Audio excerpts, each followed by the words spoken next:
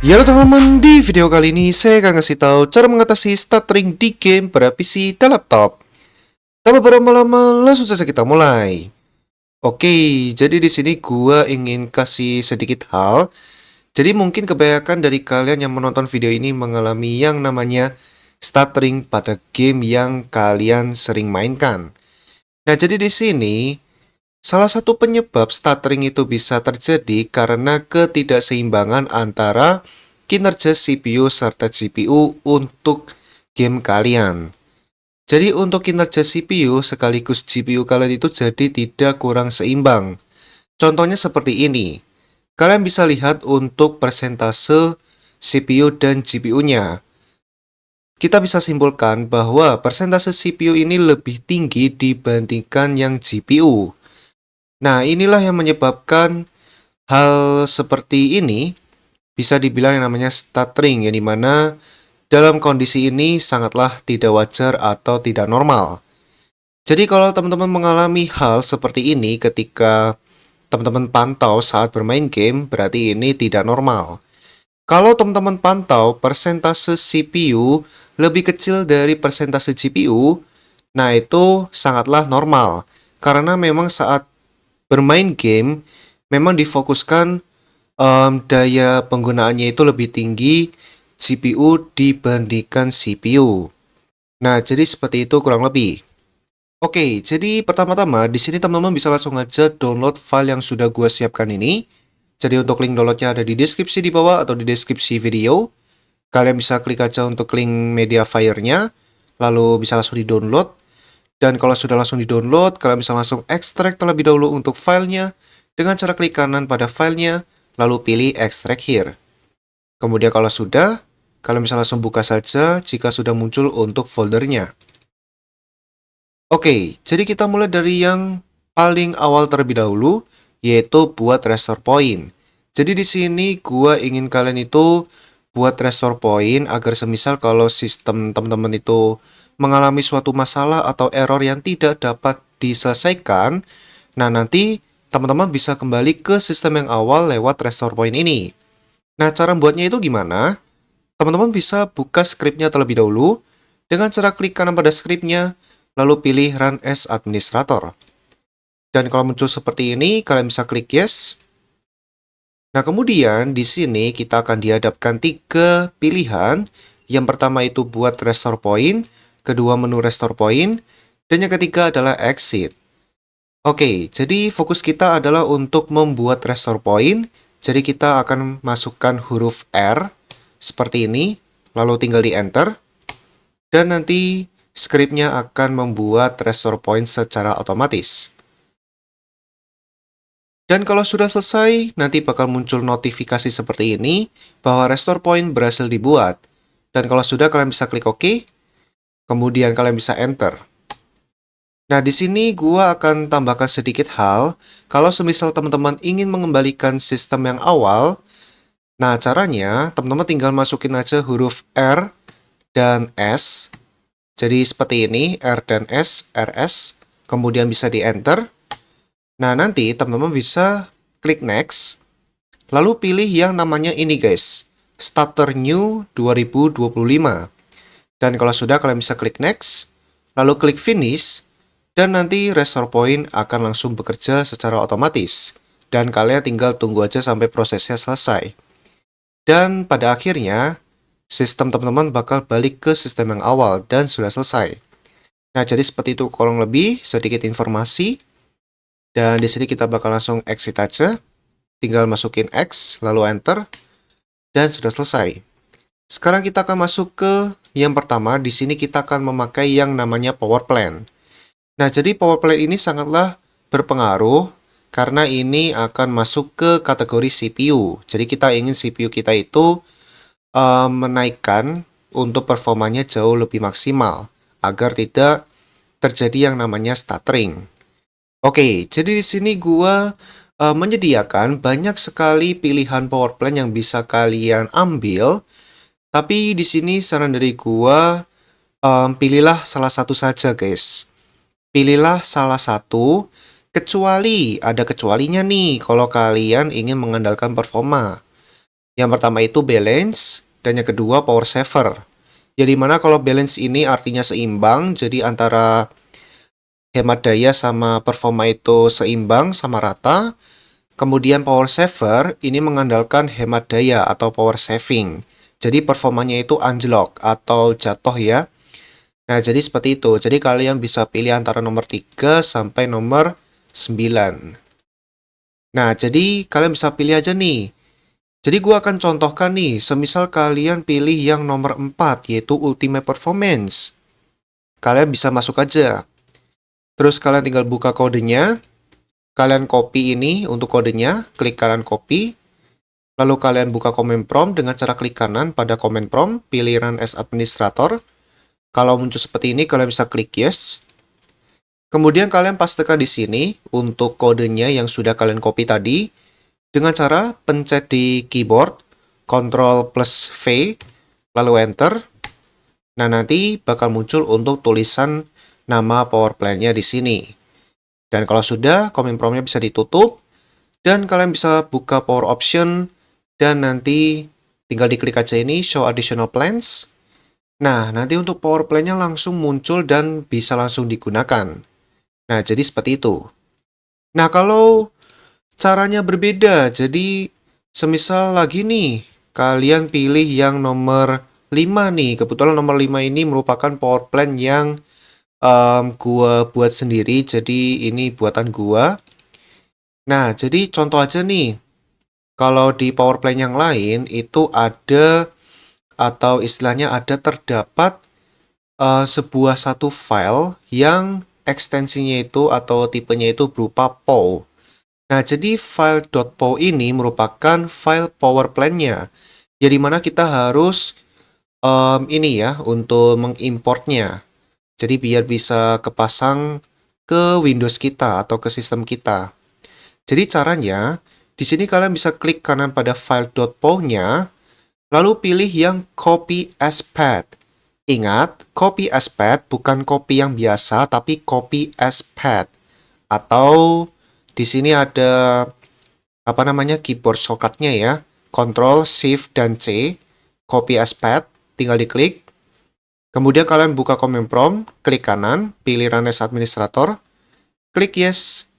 Lalu di sini kalian tinggal ketikkan aja yaitu power cfg spasi, kemudian garis tanda hubung seperti ini atau tanda minus, kemudian import, kemudian spasi, kemudian kalian pastekan di sini ya, Ctrl plus V di keyboard. Nah, nanti hasilnya seperti ini. Kalau sudah, tinggal di enter. Dan sudah selesai. Jadi nanti sudah ada keterangannya yaitu successfully. Kalau sudah, command prompt-nya bisa ditutup. Lalu buka power options. Kemudian bisa klik show additional plans. Dan sudah deh, jadi nanti untuk power plan-nya sudah muncul. Nah, jadi kurang lebih seperti itu untuk cara mendapatkan power plan-nya, guys. Oke, jadi mungkin sekarang teman-teman sudah milih nih power plan mana yang pengen diambil ya kan? Kemudian dipasangkan ke PC atau laptop teman-teman. Nah, jadi di sini ada satu langkah terakhir yang dimana kita hanya perlu memastikan bahwa settingan pada power plan yang kita pilih itu sudah benar-benar memakai satu settingan yang sangatlah berguna ini, guys. Jadi caranya di sini ada program Power Settings Explorer. Kalian bisa klik kanan ini pada programnya, lalu pilih Run as Administrator. Kalau muncul seperti ini, kalian bisa klik yes. Kemudian nanti di dalam sini, teman-teman tinggal scroll aja ke bawah sampai ketemu yang namanya ini, guys. Processor Performance Time Check Interval. Dan kalau sudah ketemu, teman-teman bisa pilih aja ini. Tinggal dipilih seperti ini. Kemudian, kalau sudah dipilih, teman-teman fokus di kiri pojok bawah. Ini ada terdapat tabel ini ya. Isinya itu berupa daftar seluruh power plan yang tersedia di PC atau laptop kita. Kemudian kita cari yang statusnya itu aktif atau bisa dibilang tercentang, karena yang tercentang ini merupakan power plan yang sedang kita pakai. Kemudian kalau sudah, kalian tinggal ubah aja untuk value-nya menjadi angka 5000. Nah, jadi kalau kalian pengguna laptop, itu ada dua ya untuk kotaknya. pastikan keduanya itu di angka 5000. Tapi kalau di PC cuma ada satu ya, satu kotak value. Nah, itu diisi angka 5000. Jadi contoh seperti ini, teman-teman bisa diklik aja untuk kotak value-nya. Kemudian tinggal diganti angka 5000, kemudian di enter, kemudian di seperti ini. Nah, kalau sudah, nanti teman-teman bisa klik apply di kiri pojok bawah. Tinggal diklik apply, dan sudah selesai. Nah, jadi seperti itu kurang lebih. Dan kalau sudah selesai, Power Settings Explorer-nya bisa di-close. Bisa di-close aja kalau udah selesai. Terus kita bisa kembali lagi. Lanjut ke nomor kedua, di sini kita masuk ke program khusus GPU kita, yaitu MSI Mode Tool. Bisa diklik kanan pada programnya, lalu pilih Run as Administrator. Lalu klik Yes kalau muncul seperti ini. Karena kalau kalian tidak membuka program ini secara admin, nanti programnya error, guys. Nah, jadi seperti itu.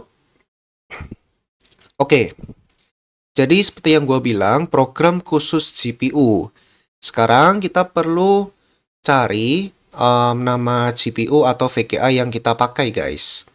Contoh semisal gue di sini pakai Nvidia GeForce RTX 2050. Dan kalau sudah ketemu, pastikan di kotak ini MSI pada GPU kita itu sudah tercentang. Sama untuk intro priority-nya kalian ubah ke undefined saja. Atau kalian tinggalkan di undefined. Karena kebanyakan orang itu pada suruh pilihnya yang high. Nah, itu justru salah, guys.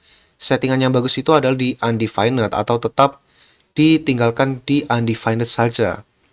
Dan kalau sudah, kalian bisa klik apply di kanan pojok atas. Kalau sudah, bisa di-close saja untuk programnya ini. Kemudian bisa kembali lagi. Kemudian kita masuk ke nomor ketiga, di sini ada game bar. Nah, game bar ini, kalau kalian belum tahu, game bar ini merupakan program bawaan Windows ya. Jadi kalau di settings itu gambarannya seperti ini di Windows 11, jadi itu berada di gaming, letaknya di game bar.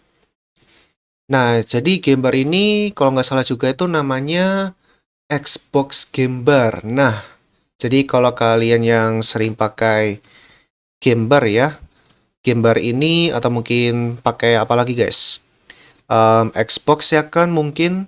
Nah, itu mungkin ada kaitannya guys. Jadi kalau kalian sering ngalamin yang namanya stuttering, bisa jadi penyebabnya itu adalah game bar yang menyala dan berjalan di background atau di latar belakang.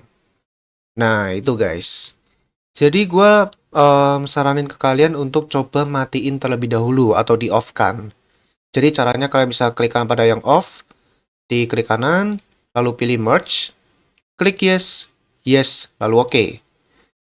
Nah, tenang saja kalau kalian berubah pikiran, gua ada file backup-annya yaitu on, jadi nanti gambarnya menyala kembali, oke? Oke, kalau sudah kalian bisa kembali lagi. Lanjut ke nomor keempat, di sini ada yang namanya game mode. Nah, untuk game mode di sini dia ini letaknya di settings, jadi itu berada di gaming, terus di game mode. Jadi mana game mode ini sudah bagus banget untuk fiturnya. Jadi fitur game mode ini sudah bagus banget di Windows 11. Makanya Windows 11 itu saran dari gua dinyalakan. Tapi kalau di Windows 10 itu masih jelek guys, masih kalah dibandingkan game mode yang sudah ada di Windows 11. Jadi kalau di Windows 10 saran dari gua, mending kalian matiin saja atau kalian off-kan. Oke, jadi kalian bisa pilih nih kesimpulannya. Kalau kalian di Windows 10, mati. Kalau kalian di Windows 11, menyala. Kalau gua di Windows 11, gua bakal pilih yang on. Jadi gua bakal klik kanan yang on, lalu pilih merge, klik yes, yes, dan oke. Dan kalau sudah, kita bisa kembali lagi. Lanjut ke nomor kelima, di sini ada menyalakan HAGS. Nah, jadi HAGS ini merupakan kepanjangan dari Hardware Accelerated CPU Scheduling. Fitur ini merupakan fitur yang sangat bagus dan sangatlah berguna bagi Windows serta performa GPU kita. Jadi letaknya itu berada di graphic settings. Jadi ini graphic settings di Windows 10 dan ini di Windows 11. Jadi Kalau kalian sudah dengar, kebanyakan orang-orang di luar sana, HAGS ini perlu dimatikan untuk performa yang maksimal. Nah, justru kalau menurut pendapat gua itu malahan salah ya, karena fitur ini tuh sangatlah bagus dan perlu kita nyalain. Terutama kalau kita yang suka ngedit video, render video, nah itu bakal kelihatan banget untuk efeknya, guys. Tapi nggak ada salahnya coba sih. Tidak ada salahnya mencoba apakah kalian itu device kalian itu cocoknya di on atau di off. Kalau gua itu sudah cocoknya di on, guys. Jadi gua bakal pilih yang on dengan cara klik kanan pada yang on lalu pilih merge, klik yes, yes dan oke. Sudah. Dan kalau sudah, kita bisa kembali lagi. Lanjut ke nomor ke-6, di sini ada full screen mode. Oke, jadi di sini ada FSO. FSO itu kepanjangannya adalah full screen optimization. Jadi kalian bisa klik kanan pada scriptnya ini untuk kita buka, lalu pilih run as administrator. Kalau muncul seperti ini, kalian bisa klik yes.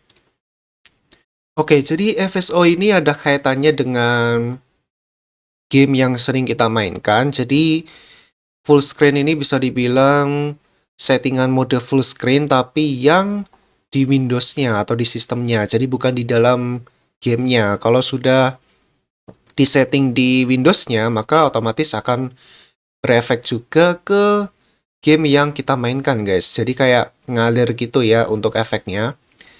Nah, di sini ada pertanyaan yang cukup simple. Apakah Anda berada di Windows 10 atau di Windows 11? Jawab 1 kalau Windows 10, jawab 2 kalau Windows 11. Kalau gua bakal jawab nomor 2 karena gua itu berada di Windows 11. Jadi kalau sudah menjawab 1 atau 2 bisa di-enter dan sudah selesai. Kalau sudah bisa di-enter aja, nanti bakal keluar dari command prompt. Kemudian kalau sudah, kita bisa kembali lagi. Nah, sekarang kita masuk ke langkah yang ke-7, yang dimana langkah ke-7 ini mungkin penyebab durasi video ini menjadi lebih panjang, oke? Karena memang nomor 7 ini sangatlah disarankan. Jadi benar-benar sangatlah disarankan. Jadi kita bisa masuk aja. Kita lihat langkah-langkahnya, guys. Ini apa namanya? Ini gua udah siapin. Makanya size-nya ini 2 KB ya, 2 kilobytes.